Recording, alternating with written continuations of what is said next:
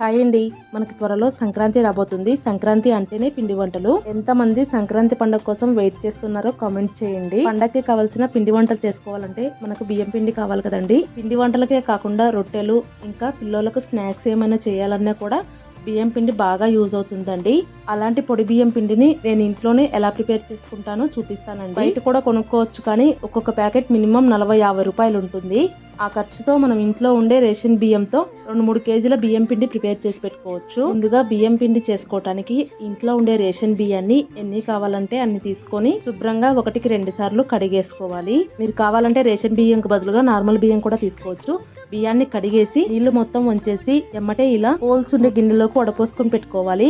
ఇక్కడ మీరు గుర్తు పెట్టుకోవాల్సింది, పొడి బియ్యం పిండి చేసుకోవాలంటే బియ్యాన్ని అస్సలు నాననివ్వకూడదు. నీళ్లు మొత్తం వడిగిపోయిన తర్వాత ఇప్పుడు ఆ బియ్యాన్ని 2-3 రోజుల పాటు ఎండలో ఎండపోసి ఆ తర్వాత మిల్లుకు పట్టించుకున్నామంటే పొడి బియ్యం పిండి రెడీ అయిపోతుంది.